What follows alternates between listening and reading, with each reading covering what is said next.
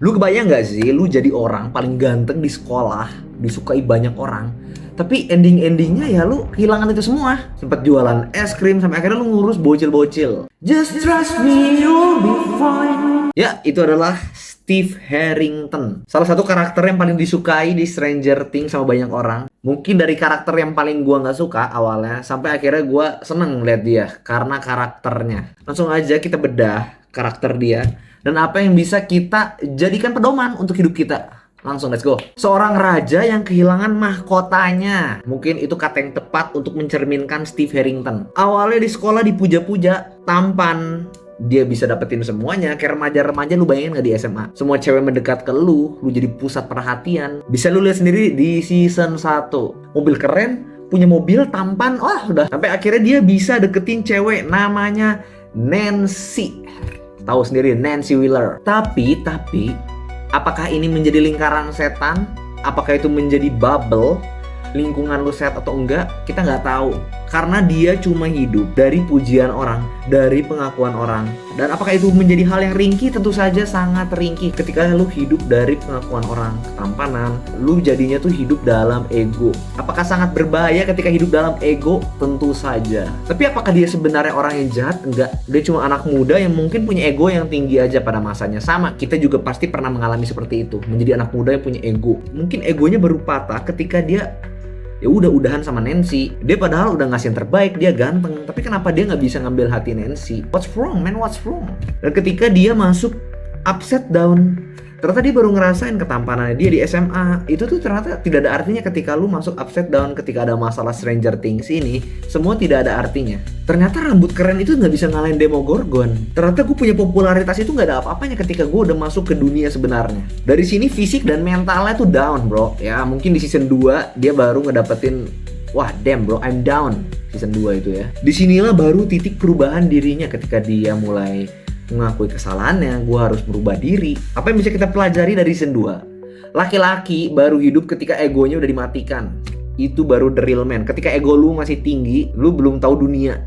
Dunia itu lebih kejam, semua yang lu punya tuh gak ada artinya. Season-season berikutnya mulai berubah. Dari yang awalnya mungkin dia rada arogan, season-season berikutnya tuh lebih chill. Lu bisa lihat sendiri, dia lebih deket sama anak-anak, ngejagain anak-anak. Dia sempet jualan es krim. Di sini dia baru menemukan peran sesungguhnya dalam diri dia. Dia di sini tuh nggak paling pinter bro. Lu bisa lihat sendiri dia tuh nggak pinter. Apakah di sini dia paling kuat? Enggak juga. Lu bisa lihat dia tiap kali berantem, Steve tuh selalu kalah. Lu bisa lihat sendiri bro. Steve always kalah lawan Billy, lawan Jonathan, dia kalah gitu. Tapi apa yang membedakan dia dengan orang lain? Dia selalu ada di situ bro. Dia nggak takut. Yang lain mungkin ada yang kabur, tapi dia selalu ada di situ. Dia punya tanggung jawab. Ada sesuatu yang bisa mengalahkan ketampanan dan popularitas, yaitu tanggung jawab. Pelindung Dustin, dia jadi sosok kakaknya Robin. Ya mungkin dia suka juga, tapi di situ dia bisa mengayomi gitu, jadi sahabat sejati bro. Dia juga jadi benteng untuk anak-anak Hawkins. Berubah dari yang gue kelihatan keren gak sih, berubah menjadi gue berguna gak sekarang. Menjadi karakter development yang sangat bagus banget di film ini. Pelan-pelan gak kerasa tiba-tiba dia berubah. Kita juga bisa lihat Steve apakah sebenarnya masih suka gak sih sama Nancy. Udah jelas masih suka, tapi di sini dia belajar cinta yang dewasa itu bukan cinta yang selalu ngekip, tapi cinta yang bisa melepaskan. Ketika lu piara burung, lu masukin kandang, apakah itu cinta?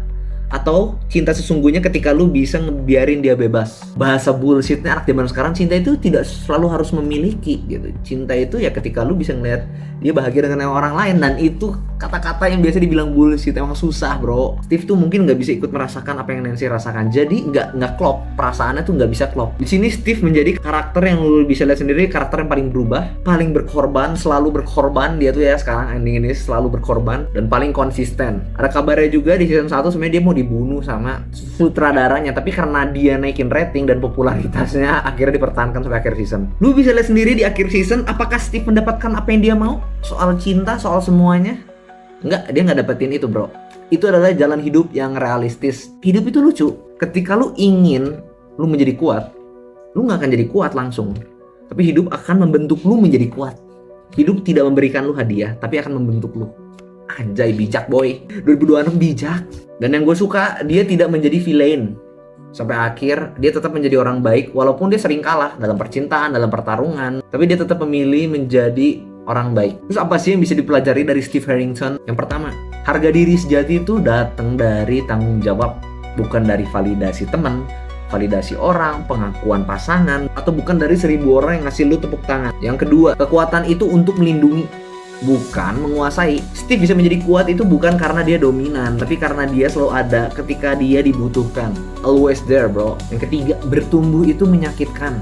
Ya, ketika lu bertambah dewasa, ketika lu ingin membentuk sesuatu, itu akan menyakitkan. Kalau lu nggak ngerasain sakit, lu tidak akan bertumbuh menjadi lebih dewasa. Dan yang terakhir, menjadi orang baik itu terkadang lu harus sendirian. Dan apakah itu masalah? Tentu aja enggak. Menjadi orang baik itu jalannya kadang lebih susah dibanding menjadi orang jahat. Dan itu realita yang pahit di dunia ini. Ya segitu aja dari gua. Jadi itu yang bisa dipelajari dari Steve Harrington. Kenapa dia menjadi salah satu karakter yang disukai sama banyak orang di Stranger Things, termasuk gua juga. Kalau menurut kalian gimana? Coba kalian kasih komentar juga di bawah ya.